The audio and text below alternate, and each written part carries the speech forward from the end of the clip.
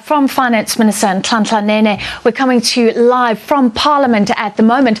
And behind me, just to show you the scenes outside Parliament. Obviously, this is an opportune time for students to air their grievances. We've seen the protests across campuses for the last few days. And what I estimated earlier, about 600 students had gathered, maybe a few more now, because students are on either side of the shot.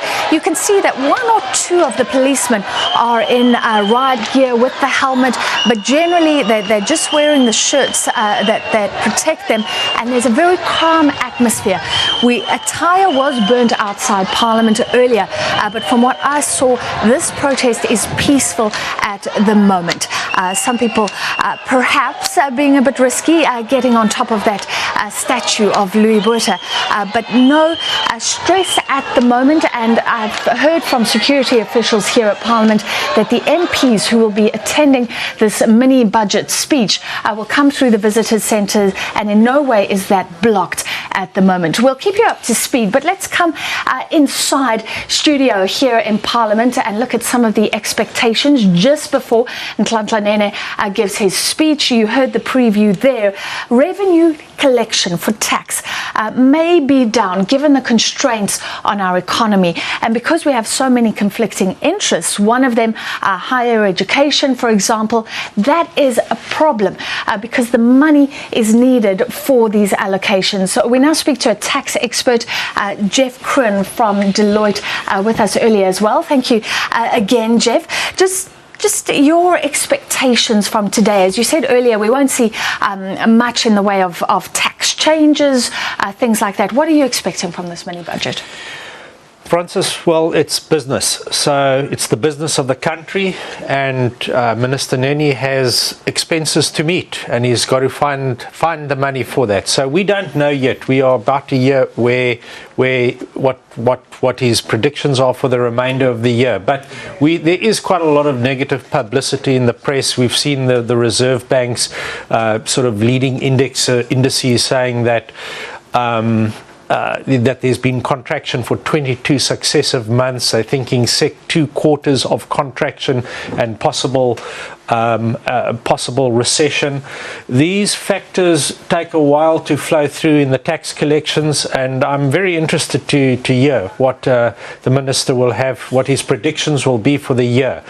So if we do go with the general expectation that maybe collections will be down a little bit, and we say, where will the minister look for those additional funds? Because we've seen the agreement with the public servants for the increase in the wage bill over the next 3 years, 66 billion or so. We see the needs of the students wanting to have reduced fees, let alone a 6% cap on the increase. So where will the minister be looking for additional monies? Now, let's talk about something which is a little bit old hat in a manner of speaking, but last year, well, February this year, the maximum marginal rate for individuals was raised by 1%. And at R1 million worth of income, that amounts to approximately 5,000 rands worth of additional tax. Now, one might say, is that an easy picking for the minister to go with another percentage hike in the coming year?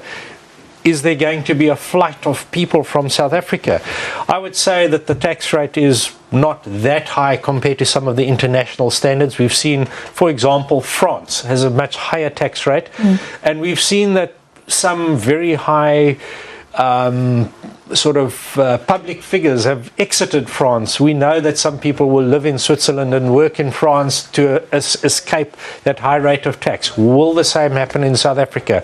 I mean, it's interesting what you say, because Mauritius is setting itself up as something of a lower tax haven, somewhere you can go and take your retirement funds.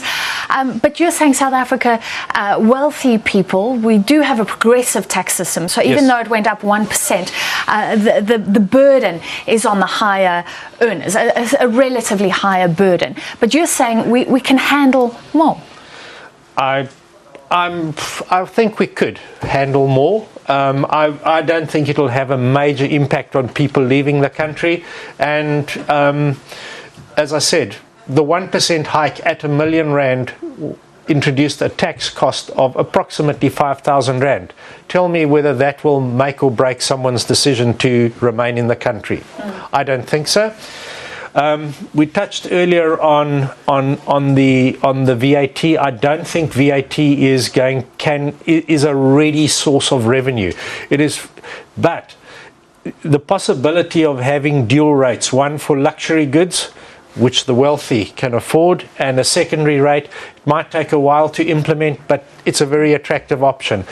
And the third item, and which we've seen a little bit of movement on in the last year or two, is an increase in the capital gains tax. It's not a major contributor to the revenue base, but it all contributes towards the revenue base. And so we might see capital gains tax being increased slightly.